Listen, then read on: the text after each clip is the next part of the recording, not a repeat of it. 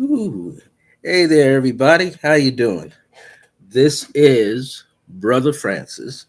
Welcome to Clear Blue Radiance. And of course, Clear Blue Radiance is all about helping people like yourself.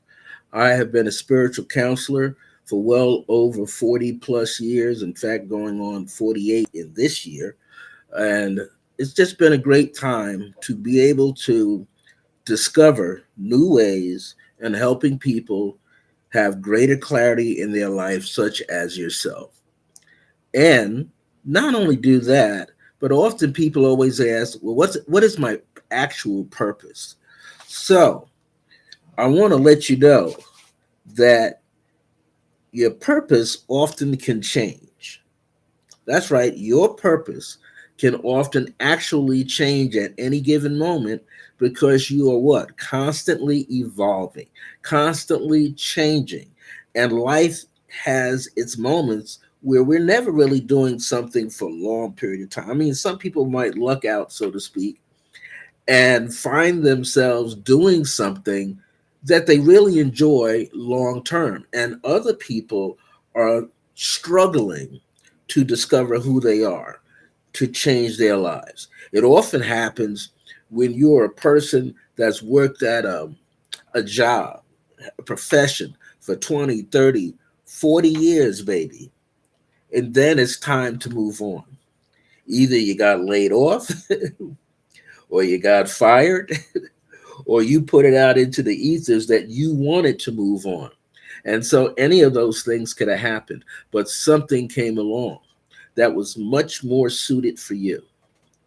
So, I was talking to some friends the other day because my topic for today is you can discover and become a creative, powerful person and joyfully live a successful life without getting high from hallucinogenic plants. I was talking with some friends of mine, and I have some friends in Chicago, and they were talking about what makes people want to explore this. And this person also, I've known them for 30 plus years. And this particular person was thinking about it because a group of them wanted to have that experience, maybe at least one time. Well, first of all, I'm not saying I'm putting someone down. Hey, Kathy, I'm not saying that I'm putting someone down to say, well, I don't want you to do this. Because what happens is when you tell somebody no emphatically, usually what can happen is the person winds up doing it anyway. And if you choose to do something like that, you need to have someone around who is well versed in taking it. Now, the thing that they were talking about was, I think it's pronounced ayahuasca, and they heard how it could alter the mind, and they could begin to see, have a third eye pop open and begin to see, begin to receive higher awareness, higher consciousness, and things of that nature. Well, I don't know if you remember this, but you could look this up. I believe it was back in the late 60s, going into the early 70s. But back in the late 60s, there were two university professors, psychology professors. I believe they were from Harvard or Yale. One was named Timothy Leary, and the other professor was named Richard Alpert, Alpert. Timothy Leary and Richard Alpert were experimenting with LSD. Now, basically, that was a hallucinogenic drug designed to get you on a high. What they wanted to do was alter their mind. Okay? They wanted to alter their mind. They wanted to pop that third eye open. And they wanted to be able to see, hey there, Jackie Fillmore. They wanted to be able to see what was happening, what was going on. And it really didn't work out. I need to type in this title because really what this topic is about. It's really more about, I'm a proponent, as many of you know. Yeah, and I can do numerology. I can do a ton of 40 different things. But one of my major loves in the metaphysical and the spiritual world is meditation. So I want to put this topic in here because I have some friends and I have a few clients that have done it, a few clients back east. Now, they have been able to have a change of life, basically, because they're persistent in not in taking ayahuasca, but putting their life in order, becoming more creative as they go along. So, what was essential about this conversation was I was asking this person, are they, I think the word is predisposed, meaning have they been disposed before to using alcohol, to using weed, if we say. All right. We all know when I say weed, token, right? To try to people do weed to slow the mind down, slow the thoughts down. But a lot of people were doing it just to get high, period. And these two university professors were out there trying to alter their minds. Well, what happened was one guy didn't get too far. That was Timothy Leary. But the other person became triggered, and that was Richard Alpert. If you look it up, Professor Richard Ricchard Alpert, Alpert, and the other was Timothy Timothy Leary, Leary. Now, this is what you need to know. Have you ever heard of the person Ram Dass? RAM is the first name, spiritual name, second name, DAS. Ram Dass. Well, lo and behold, Richard Alpert had tapped that point of his mind and he started doing his research and he started reaching and searching about the mind. And he started getting into things like metaphysics, spirituality, meditation, and so forth, where later he found, quote unquote, a guru.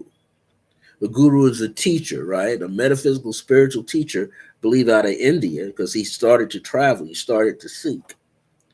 And he received the name Ram Dass.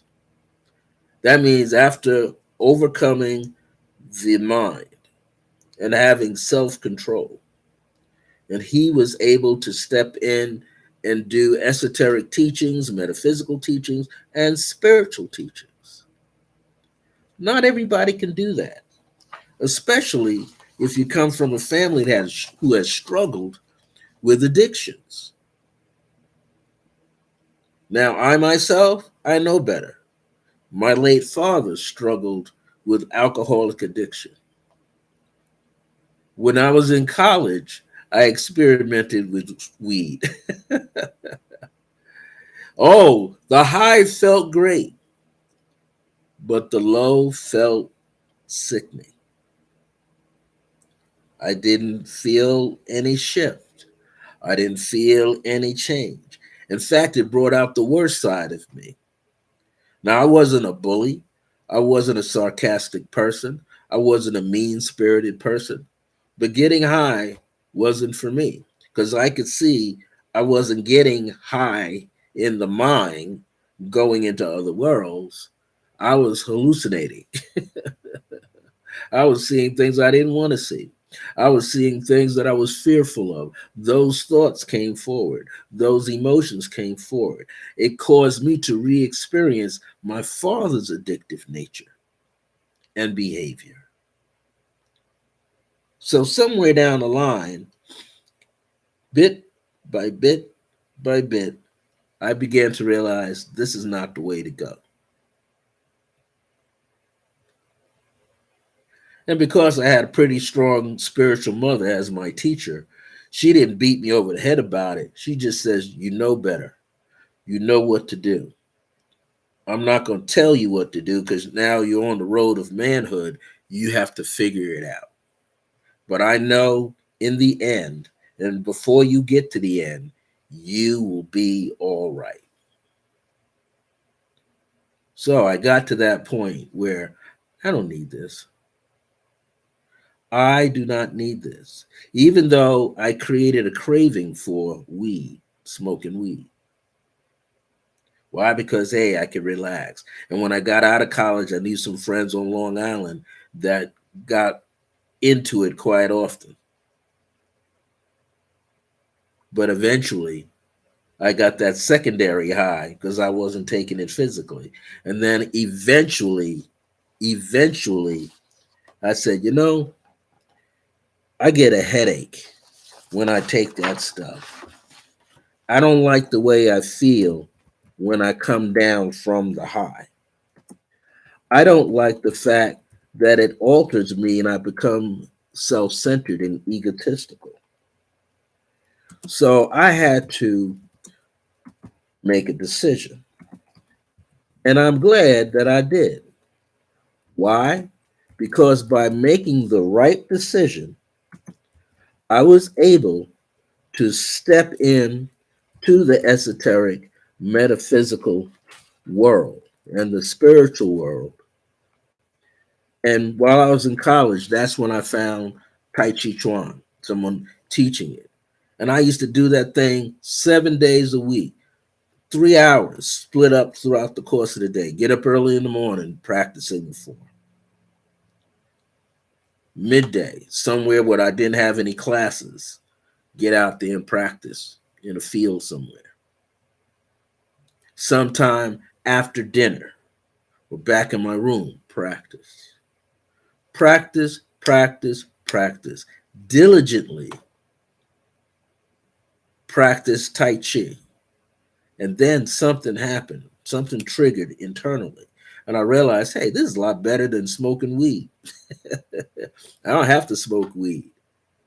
I got a natural high, not from an hallucinogenic drug or plant. But not everybody can think that way, right? Some people, it's easy to light the weed up. It's easy to find somebody doing ayahuasca and something else. Do you all remember a book? There was, I think it was three books. And this guy that wrote the book, his name was Carlos Castaneda. Well, Carlos Castaneda was the person who went into Mexico and he studied with the medicine people and the shamans, or shamans as it's pronounced, in Mexico. They call them the Naguals. And he got into taking peyote buttons, all right, that have an altered state of consciousness. And he thought all the people within the campsite helping him, he thought they were his enemies, and they really weren't. Those were the visions and the dreams and the out of body experiences he was having that he wrote about. But in reality, he found out in the end, and the book was called The Fire Within. That's the third book. He found out at the end he didn't need any of that. The people who gave it to him, that he had the experiences, they told him they thought the same way too. But you don't need a natural plant out of the earth that the Creator has placed there for that purpose. You could do it through your mind and your heart and just diligently be patient with yourself. You can alter your consciousness. So all these things are out there, right? People are seeking this knowledge, seeking this information, and they want to have the experience. Why? Because they think it's fun. Now, I'm going to say a lot of people think it's fun. And because they think it's fun, they have no idea what happens when something goes wrong.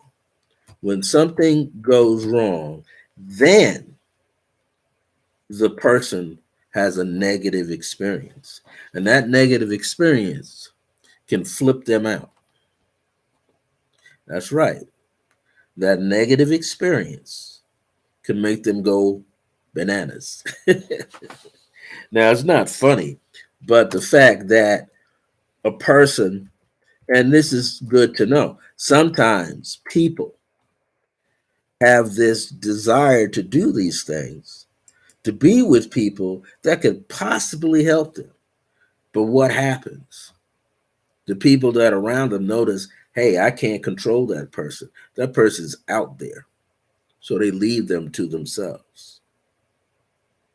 Same thing happens at times that are strange with people who have taken sweat lodges. If you don't have people in the sweat lodge circle inside the makeshift tent, or outside that knows how to register and control the heat in there and tell you to take care of yourself, sip on some water and things, and come out and be grounded. If you don't have those essential personalities around you, a lot of things can go wrong. There was a guy that was in the movie The Secret in 2004. This happened to him about maybe 5 or 6 years later. His name was John Assaroff, and he was leading a sweat lodge. Well, someone got ill in the sweat lodge and may have passed away or almost did. And then there was a lawsuit against him about that. Well, people have to know that they have to take care of themselves. This is essential to any state of mind that you're striving to do. Even in meditation, people seek altered state of consciousness. Many of us have, I have, through wanting to experience out of body. They want to go that route. They want to experience lucid dreaming or just plain dreaming. Everything has an order, everything has a consequence. But what's really, really, really important, and the reason I could have probably entitled this something else, the most important thing is you've got to come to know yourself.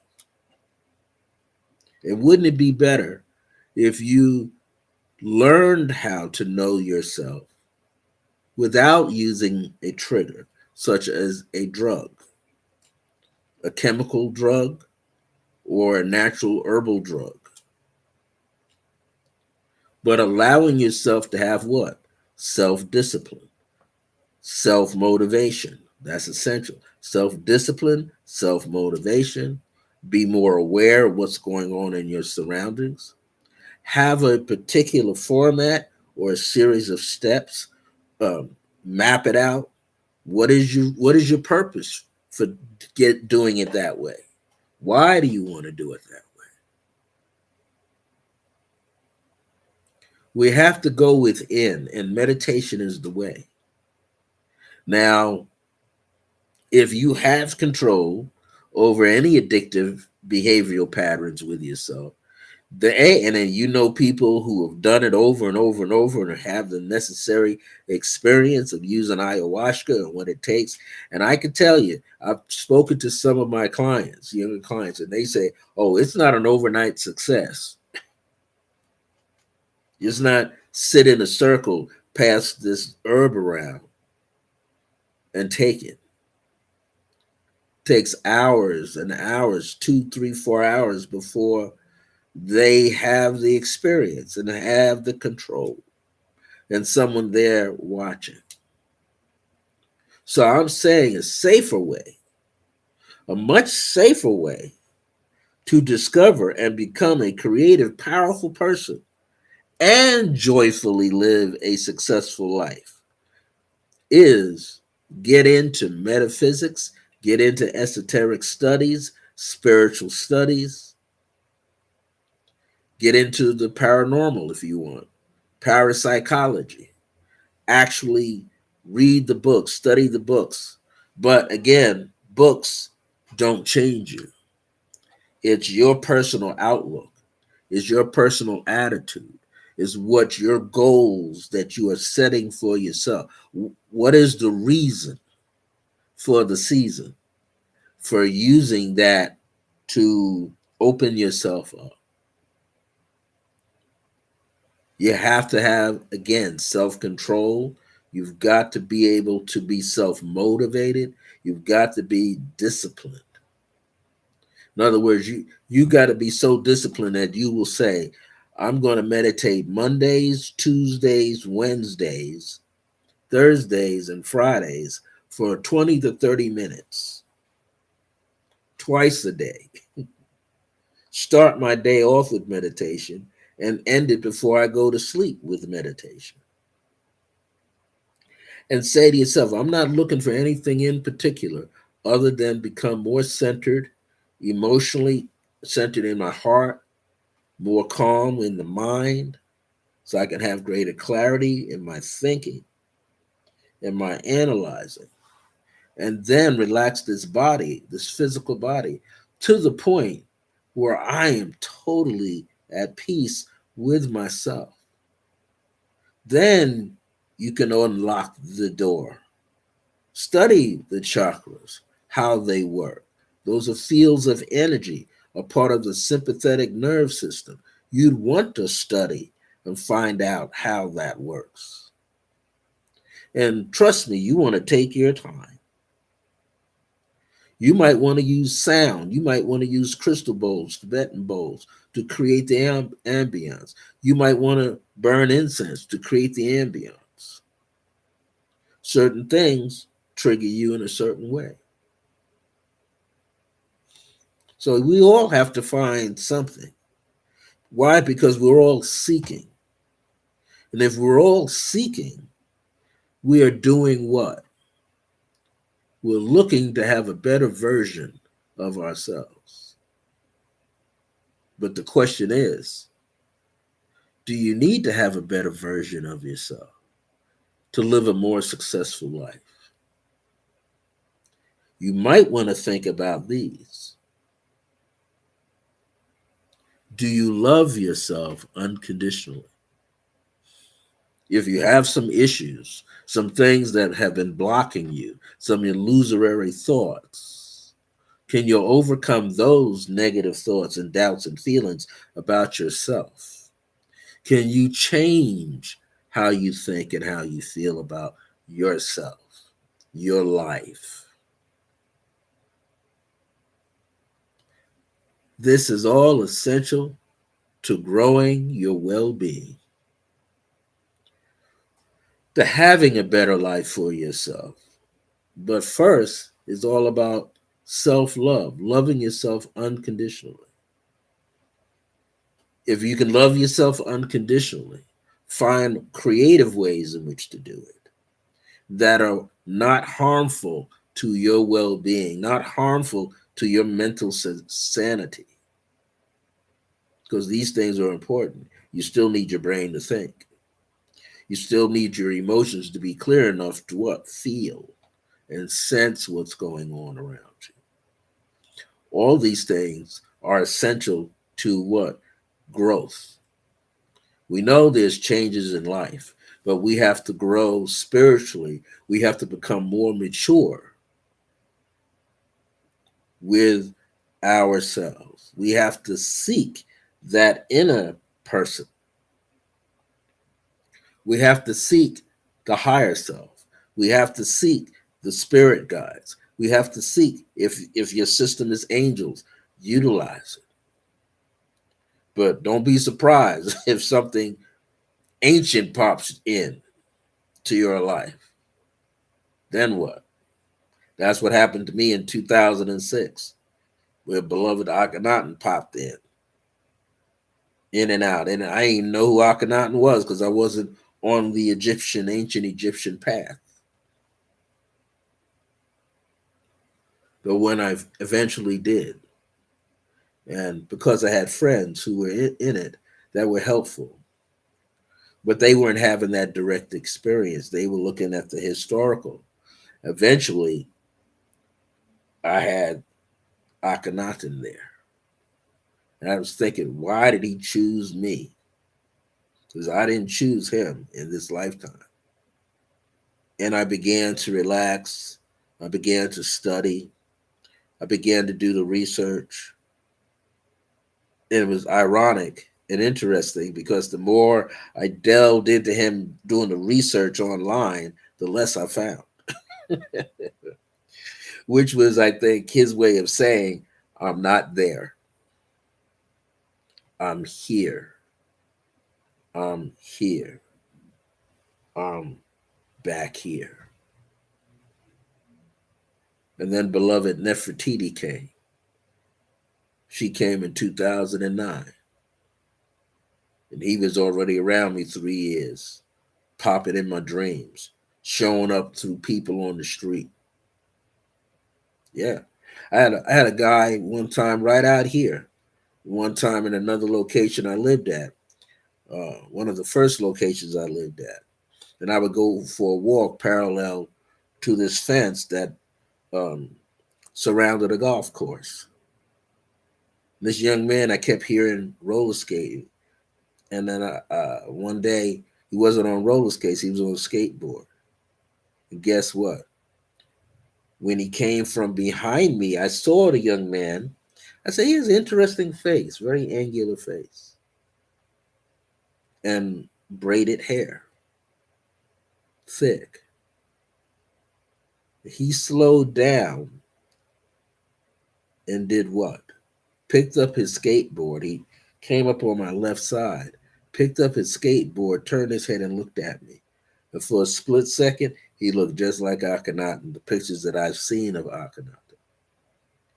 And then his face kind of melted away and was back to who he was.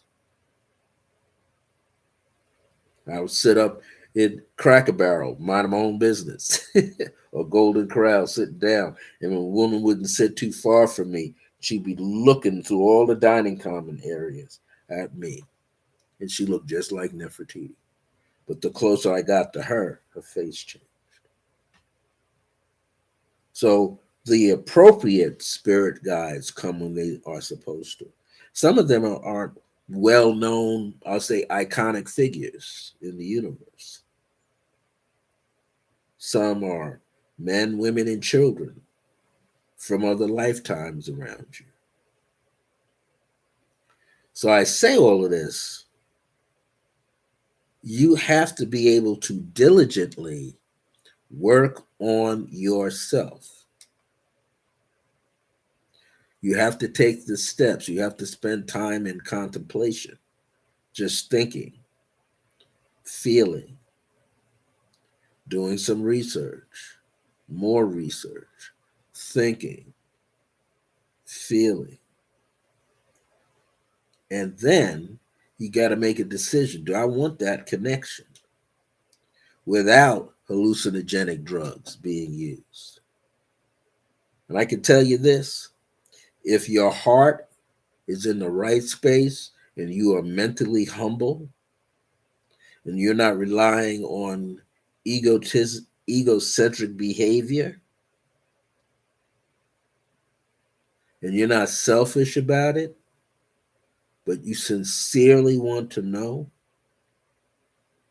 then once you release that feeling and thought with a high enough vibration in it into the ethers around you, into the dream world, in and beyond, and you begin to listen, you shall receive.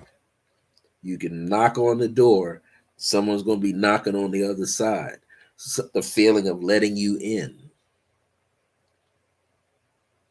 But here's something else you have to be able to do. You can't be fearful about it. If you have a certain degree of fear, that will block you. Again, if you have a certain degree where you're going to misuse any of this information that you receive, because one of the things people struggle with is and egocentric behavior. And then another thing is, well, now that I got a little bit of this information, can I use this to browbeat another person? Can I use this to spank somebody? Can I use this to make somebody else feel bad? Say, hey, I got it, but you don't. Doesn't work that way. People have done that, but usually what happens is they fall into a hole in their consciousness. They fall into a dark space in their consciousness. Or they are literally blinded by the light. There's experiences where you could have so much energy, so much ki, chi, and prana running through your veins, running through your meridians, that you black out. You actually do see the light, but you don't know what it is. And it overtakes you. It literally shocks you mentally, emotionally, where you don't have any self-control. So, you must ask yourself, why do you want to alter your consciousness? ALTER. Why? What is your real thought, your real reasoning to do so? Now, if it's all about wanting to know yourself better in the world, if it's all about understanding a higher spiritual awareness and calling, higher consciousness kind of energy for yourself first, so that you can know who you are and who you were. If it can be utilized where you understand there are parallel universes, multiverses as we call them now, that you can actually find yourself in one of those life streams where you're already successful. Do you want to get in touch with your higher self? Another name for the soul. That higher self is living, breathing, organic, higher you that has all the information, all the answers, all the methods, and can introduce you to all of them. I say, take your time. Don't rush. Explore thoroughly. Find people who are already on the path of doing that, already living that. And break bread with them. Have some tea and some coffee, some pudding, some ice cream, some cake, a sandwich. I said sandwich, right? Have a sandwich. Just sit in their company and ask them, how did they do it? And what was it like? Maybe they have some insight and inroads into you, into the way you think and feel. Why? Because being on an esoteric, metaphysical, spiritual path, it's not for everybody.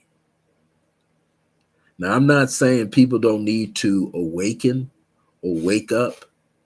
People need to have a real purpose, and they need to get really clear as to why. Because once you open yourself up, once you step onto the path, the universe is going to feed it to you. It might spoon feed it to you, where it takes years and years and years, or you might find different circles and pod groups to be with, and you have to be careful. Not everybody in the pod group wants you to be successful. There are some characters like that. Especially if you come in with a lot of information and you come with a lot of questions and the leader don't want to answer. Leader might say, get out. You have to be willing to grow with patience, grow with faith, grow with these other little things so that you can have a bigger awareness later.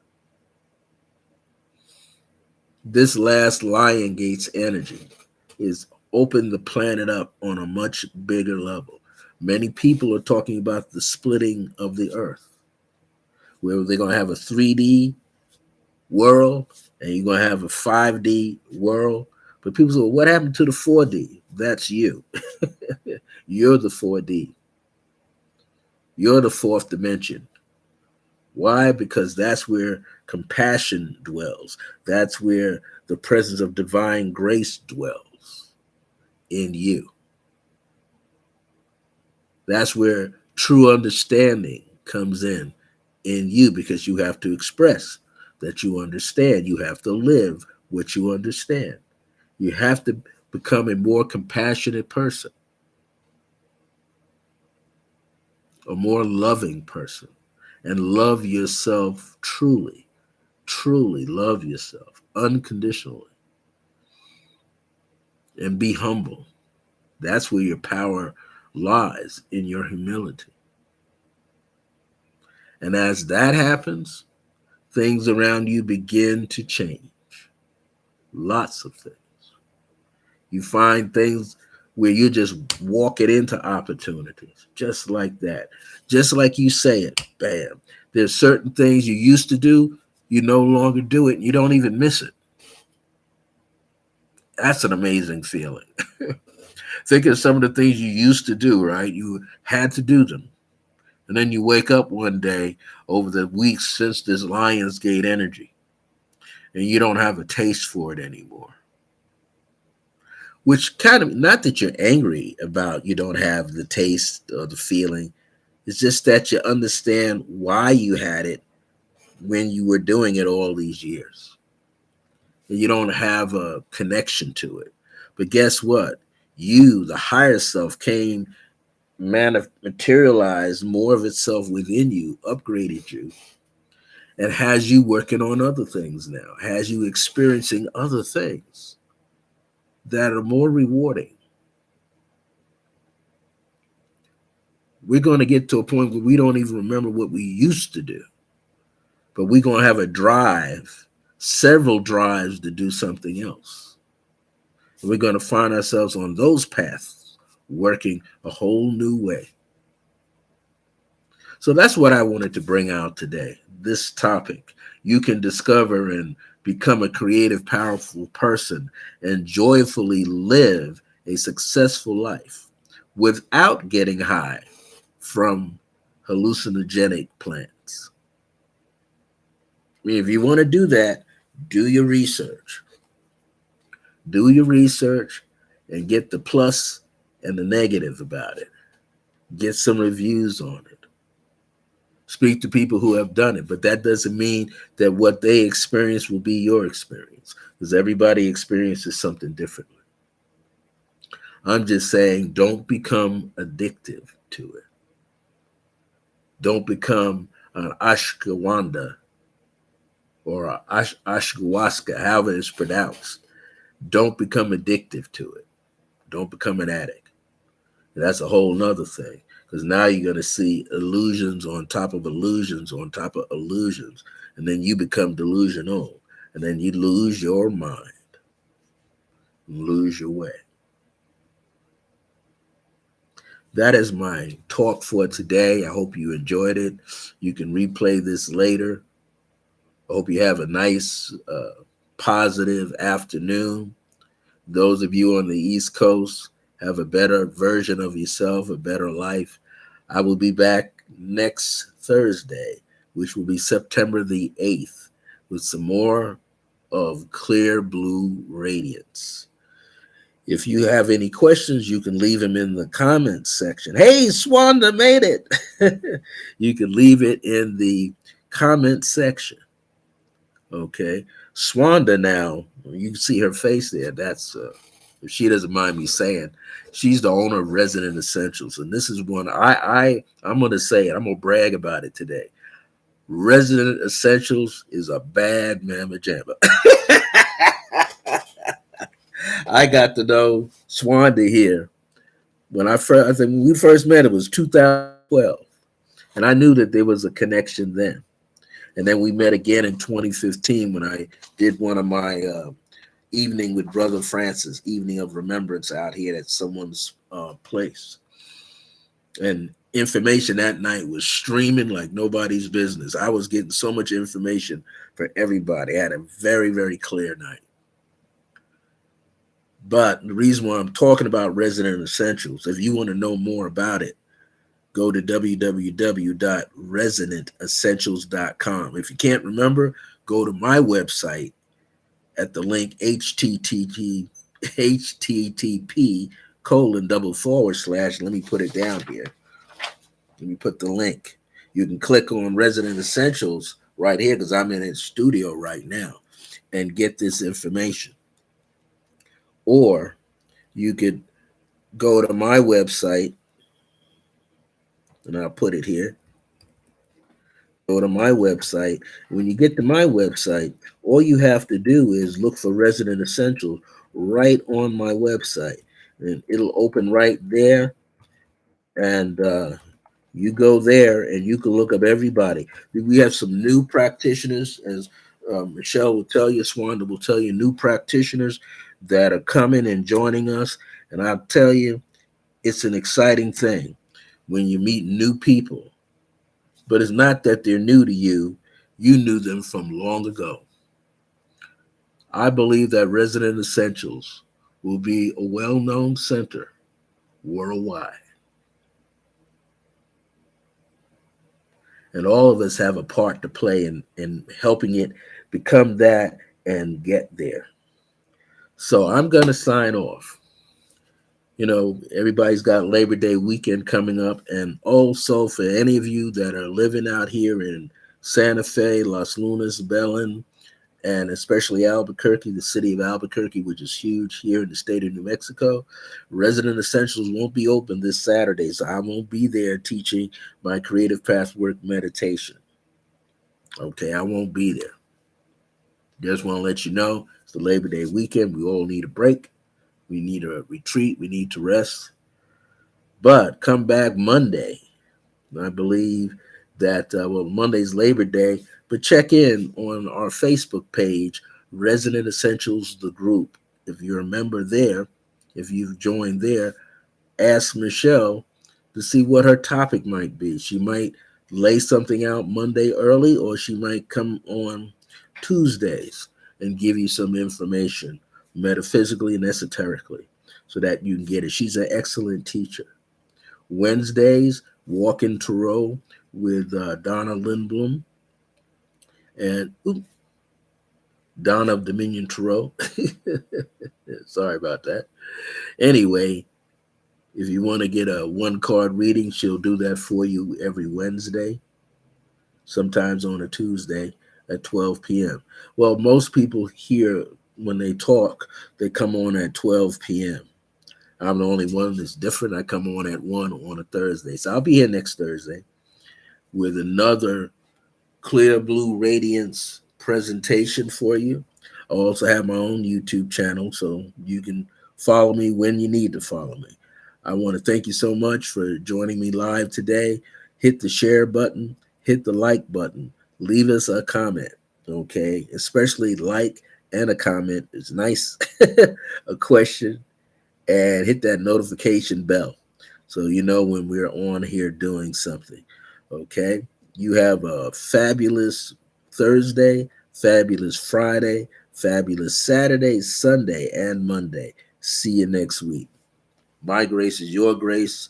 Until we meet again, remember that divine grace is a blessing as we're alive and well in the age of remembrance. See you soon, and especially next Thursday.